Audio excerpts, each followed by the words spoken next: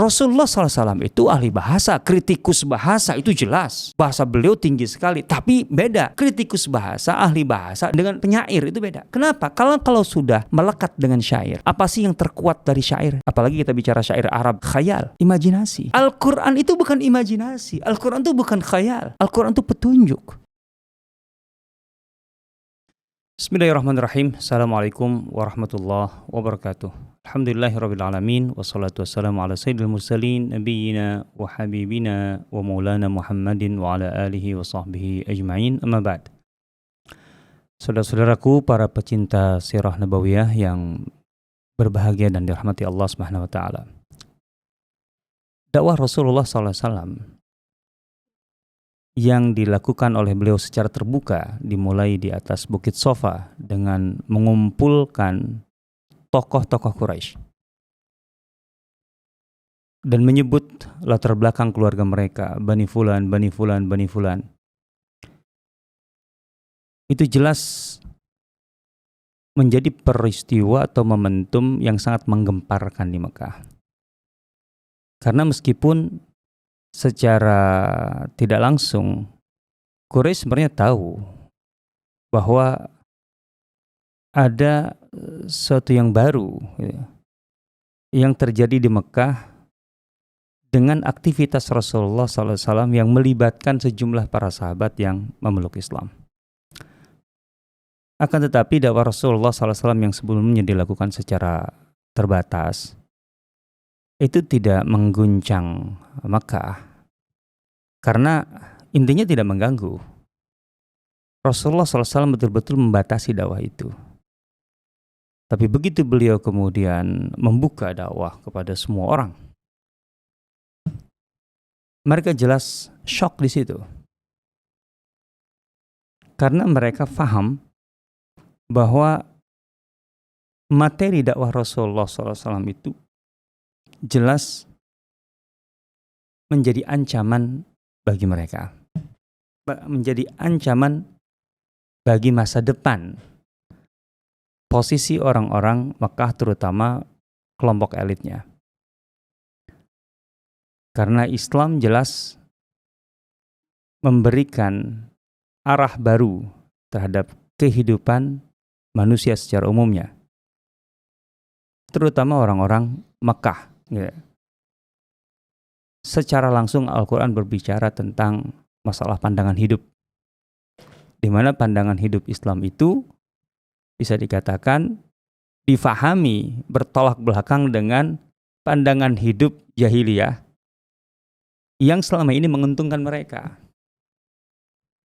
Hanya saja memang pendekatan Rasulullah SAW atau cara Rasulullah SAW mengkomunikasikan dakwah, apalagi di awal masa dakwah terbuka, itu memang cantik sekali, cerdas sekali, sehingga secara tidak langsung menjebak Quraisy untuk tidak bisa tidak berkutik, tidak bisa bereaksi gitu ya dengan leluasa.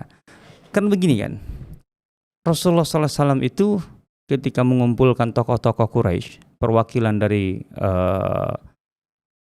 klan ataupun keluarga masing-masing di Bukit Sofa itu kan di pagi hari. Artinya sebelum ada aktivitas yang cukup ramai. Dan Rasulullah SAW membukanya dengan begini.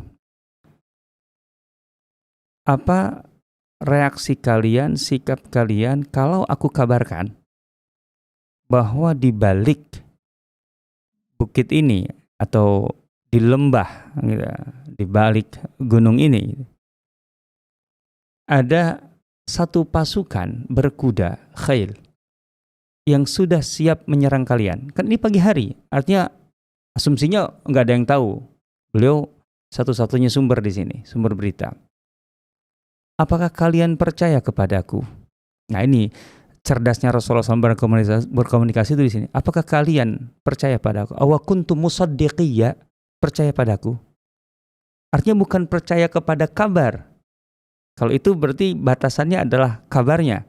Tapi kalau percaya kepadaku sebagai sumber dari kabar, dari informasi. Apakah kalian percaya kepadaku sebagai sumber berita? Artinya beritanya apapun nanti. Ya, gitu. Yang penting sumbernya adalah aku. Kalian percaya pada aku enggak? Jadi bukan apakah kalian percaya kepada kabarku itu?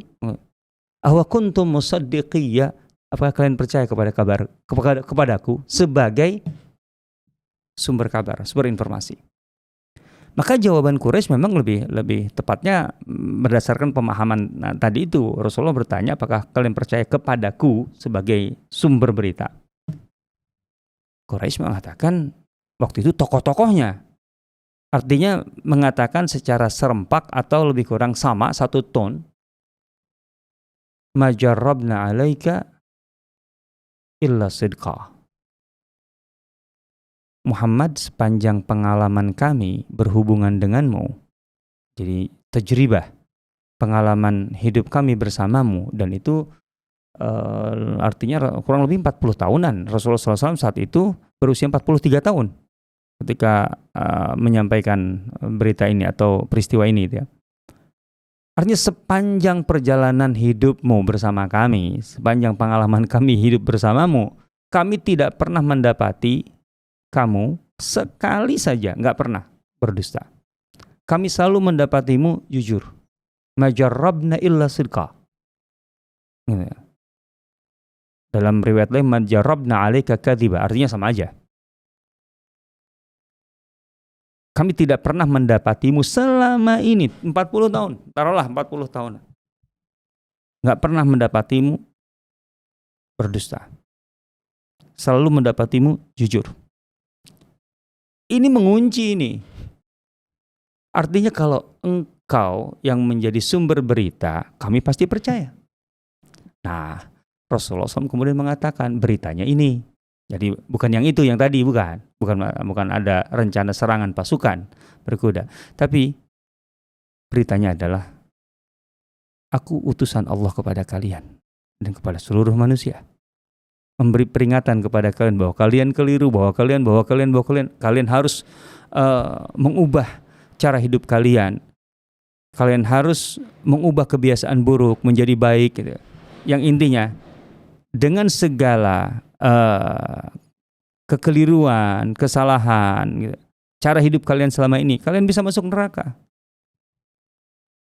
Wah, begitu Rasulullah SAW menyatakan bahwa dirinya adalah utusan Allah yang memberi peringatan, intinya menyampaikan risalah perbaikan, ya, cara hidup, mengoreksi kesalahan, meluruskan dan seterusnya. Itu yang tidak mereka inginkan. Cuman karena sudah terkunci, mereka pun bingung mau menyikapinya seperti apa, kan itu. Kan nggak mungkin mereka berkata, kami tidak percaya. Nah, kan itu. Kami tidak percaya. Kenapa? Karena baru saja mereka semua mengatakan sepanjang kami hidup bersamamu atau pengalaman kami bersamamu, kami tidak pernah mendapati sekalipun kamu itu berdusta. Baru mengatakan itu. Jadi apapun yang kau sampaikan, selama itu engkau yang mengatakannya, kami pasti percaya. Nah, sekarang bagaimana? Percaya? Kan nggak mungkin mereka berkata, kami tidak percaya. Nah, jadi dari sini sebenarnya reaksi Quraisy, ini yang perlu kita pahami. Setelah peristiwa ini, bingung. Mereka nggak serta-merta mendapatkan, katakanlah, pegangan, pedoman gitu, bagaimana menyikapi dakwah Rasulullah SAW. Bingung. Kan di situ yang berteriak kemudian yang bereaksi Abu Jahal dengan mengatakan, ya sebagai paman lah, merasa superior kan, tabban laka sairul yaum, celakalah Muhammad, binasalah Muhammad sepanjang hari ini. Alihadza jama'atana, engkau kumpulkan kami hanya untuk urusan seperti ini. Tapi kan sebenarnya substansinya kan enggak juga tersentuh di situ. Nggak masuk ke substansi Abu Lahab. Mau menyikapi apa? Kami tidak percaya, itu nggak bisa. Diketawain semua orang. Kan itu. Nah, dari situ kemudian kita dapati bahwa sebenarnya sekali lagi Quraisy itu bimbang. Kan ada riwayat-riwayat memang mereka mencoba intinya bagaimana menghentikan dakwah Rasulullah SAW. Tapi mereka tidak mungkin berhadapan langsung karena mereka tidak punya cara gitu untuk berhadapan langsung. Dan juga sistem sosial masyarakat Arab itu kan kesukuan. Artinya seseorang itu tidak bisa dihadapi secara langsung gitu, karena mau tidak mau pasti akan melibatkan keluarga yang membackupnya. Maka mereka kan ke Abu Thalib. Nah, mereka ke Abu Thalib menekan melalui Abu Thalib, kan intinya begitu, untuk bisa menghentikan dakwah. Tapi Rasulullah SAW sendiri kan intinya tetap bisa beraktivitas. Apalagi pada kenyataannya Abu Thalib melindungi beliau, betul-betul berkomitmen untuk melindungi beliau. Nah, sehingga bisa dibayangkan dari mulai Rasulullah SAW menyampaikan dakwah terbuka di atas Bukit Sofa sampai beberapa masa kemudian, itu Rasulullah SAW sudah bisa secara intensif gitu ya, masuk ke arena dakwah gitu, intensif. Sementara Quraisy masih bingung bagaimana menghadapinya. Nah, yang menarik dalam riwayat Ibnu Ishaq, gitu, Quraisy itu semakin kebingungan, gitu, karena tidak lama berselang, gitu, itu masuk musim haji. Dan ini juga ada hal-hal yang menarik di sini. Masuk musim haji itu artinya Quraisy akan kedatangan banyak orang dari berbagai pelosok Jazirah Arab lah intinya. Dan pelosok Jazirah Arab akan datang untuk berhaji, sekaligus berdagang. Ingatlah, tidak bisa dipisahkan lah antara haji dengan dagang pada dasarnya pada saat itu, karena sudah dibangun sistemnya, terutama oleh Abdul Muthalib, kakeknya Rasulullah SAW. Jadi bagaimana haji sebagai pelaksanaan ibadah gitu, itu kemudian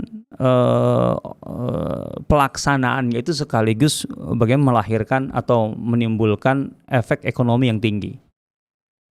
Ya, apalagi kemudian sebelum itu sudah ada pasar musiman gitu ya, yang memang dilaksanakan menjelang musim haji, Ukaz di tanggal 1 sampai 20 Zulqa'dah, kemudian Mijannah di tanggal 21 sampai akhir Zulqa'dah, kemudian Dzulmajaz dari tanggal 1 Zulhijjah sampai tanggal 8 sampai Tarwiyah gitu ya. Nah, ala kulli hal intinya berarti akan banyak orang.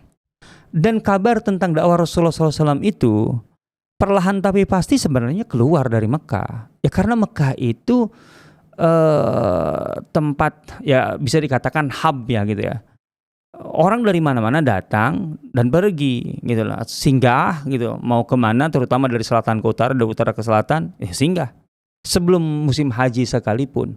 Sehingga pada dasarnya kabar tentang dakwah Rasulullah SAW itu sudah mulai tersebar keluar, dan orang-orang mulai bertanya-tanya, ada apa di Mekah, ada apa di Mekah. Nah, Quraisy kan sederhana saja, Quraisy itu memposisikan dakwah sebagai ancaman, itu aja. Jadi bagaimana orang-orang yang dari luar itu nanti tidak tertarik dengan dakwah, karena kalau tertarik dengan dakwah Islam, dengan dakwah Rasulullah SAW, ancaman bagi Quraisy akan semakin besar. Itu mengganggu betul, mengganggu kenyamanan elit gitu intinya sih, tepatnya begitu. Maka dalam riwayat Ibnu Ishaq itu, yang sangat berkepentingan dengan dakwah Rasulullah SAW gitu ya, artinya dari kalangan musyrik Quraisy itu ya memang elit-elitnya. Nah, riwayatnya begini bunyinya.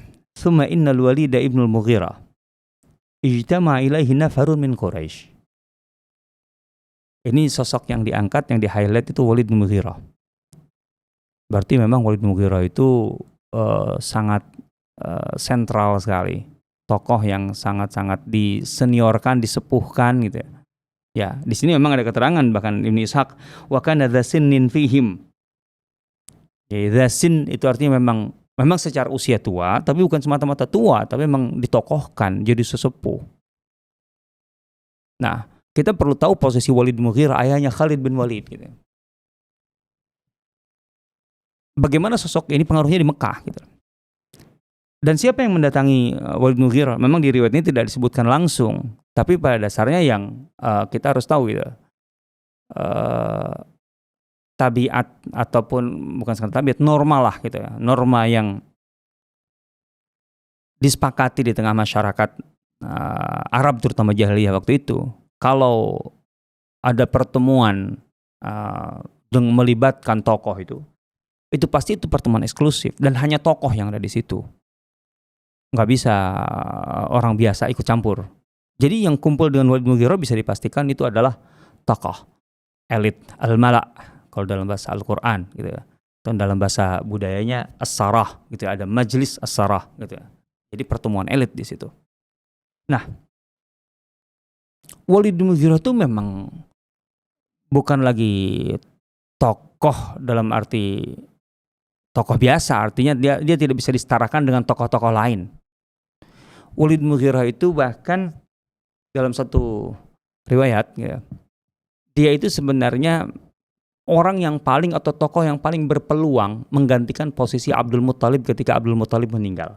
Artinya Abdul Muthalib itu kan memang tokoh terbesar gitu ya dari Bani Hashim, tetapi secara umum di Mekah pun bisa dikatakan tokoh paling berpengaruh. Bahkan Ibnu Ishaq mengatakan aturan-aturan Abdul Muthalib itu sudah kayak dogma, doktrin gitu. Din yuttaba, kayak agama yang diikuti gitu. Itu saking berpengaruhnya seorang Abdul Muthalib di Mekah. Maka sebenarnya akan selalu ada muncul gitu ya dari waktu ke waktu, dari generasi ke generasi tokoh seperti ini. Cuma syaratnya disepakati oleh tokoh-tokoh lain. Nah, secara seremonial ketika tokoh besar seperti Abdul Muthalib itu meninggal, maka tokoh yang katakanlah mencalonkan diri itu dia harus berdiri ataupun ya duduk pokoknya di satu sudut di Ka'bah dan dia menyiapkan jubah. Kalau orang-orang yang lewat setelah pemakaman Abdul Muthalib atau tokoh sebelumnya itu katakanlah mengenakan, dalam arti memakaikan jubah itu kepada orang tersebut, maka itu artinya dia menjadi penggantinya, penerusnya dalam ketokohan. Ternyata tidak ada orang yang memakaikan jubah itu kepada Walid Mughirah. Tapi bahwa Walid Mughirah berada di posisi itu berarti dia percaya diri untuk itu. Dan memang Walid Mughirah luar biasa. Dia yang pernah mengatakan, dan itu diabadikan dalam Al-Quran, Muhammad, kalau memang benar Tuhan mengangkatmu sebagai nabinya, seharusnya bukan engkau. Kalau memang Tuhan mengangkat nabi gitu, seharusnya bukan engkau. Laula nuzzila hadzal Qur'an ala rajulin minal qaryataini 'azim. Seharusnya bukan engkau. Kalau memang Allah mau mengangkat rasul sekalipun, seharusnya salah satu di antara dua tokoh besar yang ada di Mekah atau di Taif. Di Mekah itu maksudnya dirinya. Dan Walid Mughirah itulah yang disebut dalam surah Al-Muddathir, dzarni wa man khalaqtu wahida. Ya, biarkan urusanku dengan yang kuciptakan wahida. Wahida mengatakan bahwa memang gelar yang disematkan kepada Walid Mughirah itu Al-Wahid. Jadi the one gitu kan. Ala kulli hal, terlepas dari itu memang dia luar biasa, dalam arti terkenal sekali di Mekah dan sangat menentukan. Bahkan Al-Quran mengatakan wa ja'altu lahu malan mamduda, dan kuberikan kepadanya harta yang membentang.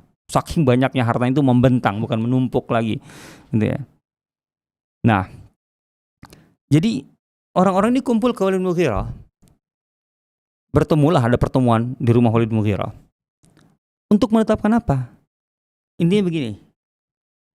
Jangan sampai kita ini tidak memiliki satu kata yang sama, dalam arti menyepakati gitu. Bagaimana kita bersikap terhadap aktivitas Muhammad SAW. Karena kalau kita ini berbeda-beda gitu, maka orang akan menertawakan kita, dan itu efeknya akan kecil dan bahaya gitu. Nah, harus kita sepakati nih. Mata kulun gitu ya. Apa yang kalian katakan terhadap Muhammad gitu. Kemudian orang-orang itu berkata, tokoh-tokoh yang lain, ya kalau gitu engkau aja tentukan. Kata Walid Mughirah, ya enggak lah, aku ingin justru ini forum terbuka, kalian mengatakan apa? Maka muncullah di situ kahin, kita katakan Muhammad itu dukun. Kata Walid Mughirah, enggak bisa kalau dukun. Kita semua tahu dukun. Tahu dukun itu yang namanya dukun itu kan punya apa sih gitu ya? Punya mantra kayak, atau punya macam-macam gitu. Kita tahu itu. Dan yang dilakukan Muhammad itu bukan perdukunan. Oke, kalau gitu. Kemudian yang lain mengatakan, kita katakan Muhammad itu orang gila, majnun. Kata Walid, kita tahu orang gila, dan semua orang juga gampang. Indikator orang gila itu apa sih gitu ya? Muhammad tuh nggak mungkin lah, ibarat kata efektif kalau disebut gila itu, orang nggak akan terpengaruh. Oke, kalau gitu ya udah syair aja, syair gitu ya. Dia penyair. Wah, kita semua ahli bahasa gitu. Kita tahu syair itu seluk beluk puisi itu apalah gimana gitu. Dan apa yang diucapkan Muhammad, maksudnya Al-Quran, gitu ya. Itu bukan syair, semua orang tahu syair, gitu. Oke, kalau gitu. Yang lain, ya kalau gitu Muhammad itu penyihir, sahir, gitu. Katanya kita juga tahu penyihir itu. Ini jelas bukan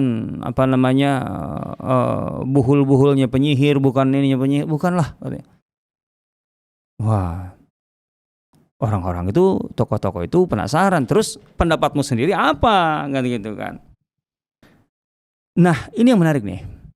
Kata Walid jujur ketika dia ditanya pandanganmu sendiri tentang Muhammad dalam arti tentang Al-Quran yang disampaikannya itu. Kan mereka tidak mau menyebut itu sebagai Al-Quran dalam arti firman Allah gitu ya. Walid mengatakan, sejujurnya bagiku, inna liqaulihi lahalawah. Yang diucapkan, yang disampaikan Muhammad itu maksudnya Al-Quran. Itu mengandung gitu, keindahan yang luar biasa. Bahkan disebut sebagai halawah, manis itu. Indah betul gitu. Nah, wa inna aslahu la'adq. Dan itu ketika diibaratkan seperti pohon, kata Walid, akarnya itu terlalu kuat menghunjam. Jadi tidak mudah untuk ditumbangkan gitu. Wa inna fara'ahu lajanah. Sementara cabang-cabangnya itu menjulang dan pohon-pohonnya itu begitu lebat. Buah-buahnya itu begitu lebat. Berbuah dia. Jadi pohon kuat, cabangnya menjulang, dan buahnya lebat, ranum. Terlalu indah itu. Ya. Cuma enggak. Nah ini, di sini kita harus paham bahwa orang kafir, musyrik, yang di sisi lain dia tahu persis bahasa Arab, gitu ya, menguasai bahasa Arab, seperti Walid bin Mughirah. Ketika dia jujur, dia mengatakan setidaknya dengan kekafirannya tidak beriman bahwa itu adalah firman Tuhan, firman Allah Subhanahu wa taala. Itu indah. Dia tidak menampik keindahannya. Cuman tidak mau beriman. Intinya kita harus menyepakati, masalahnya kata Walid, dari semua usulan-usulan kalian itu tidak akan ada yang mempan sebenarnya. Kalau kita ambil salah satunya, pasti dengan mudah orang akan menolaknya. Cuma memang harus ada yang kita sepakati. Apa kata Walid? Kita katakan saja, yang paling mendekati, yang paling memungkinkan, itu adalah sihir. Dia memilih sihir. Dia memilih sihir. Kenapa? Karena ada efek yang teraba, yang terlihat. Jadi dengan beriman kepada Muhammad, beriman kepada Al-Quran itu, seorang anak bisa melupakan ayahnya, seorang saudara melupakan saudaranya, dan memecah belah lah intinya. Intinya sih itu yang dipakai. Karena sihir kan salah satu efeknya begitu, membuat orang lupa terhadap orang-orang terdekatnya.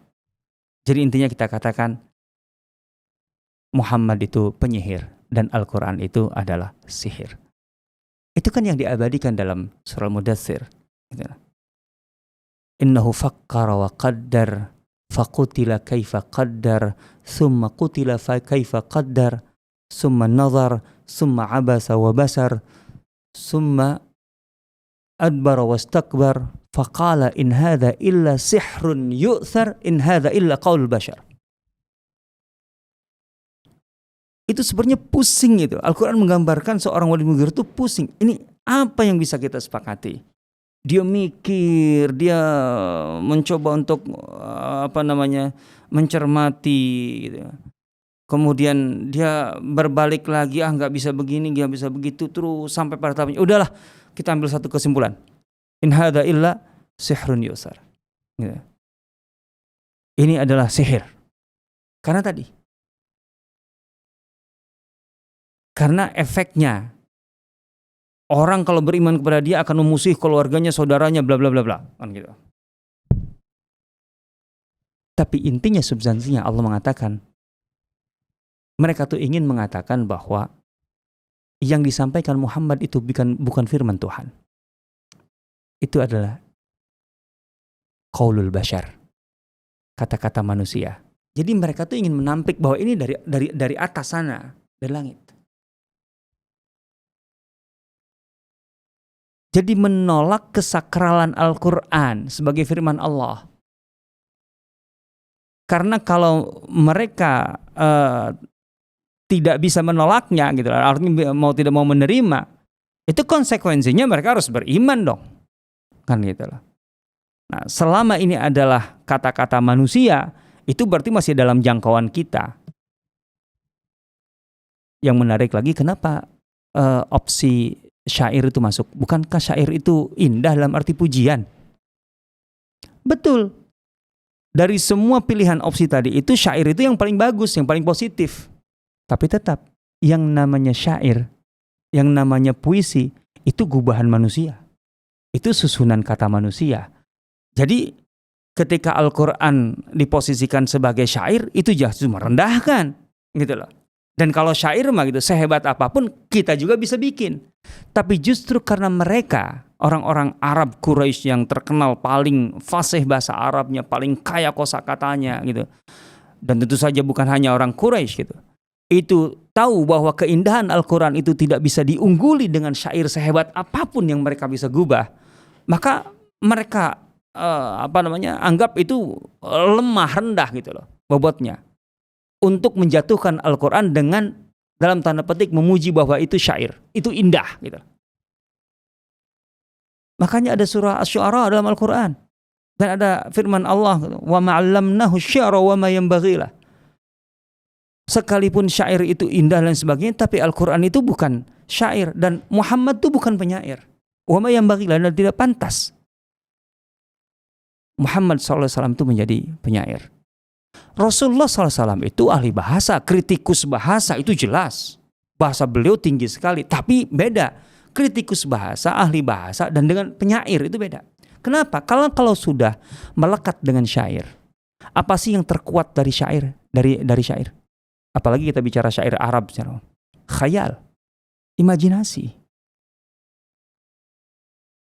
Imajinasi. Al-Quran itu bukan imajinasi. Al-Quran itu bukan khayal. Al-Quran itu petunjuk. Makanya keindahan Al-Quran itu keindahan yang rumit dalam arti gitu ya. Di satu sisi indah gitu ya. Tapi dia bukan tadi khayalan atau imajinasi bobotnya, melainkan petunjuk untuk bisa kemudian dijadikan pedoman dan arahan hidup kita. Itu dia. Makanya mereka tidak menonjolkan itu. Gitu ya.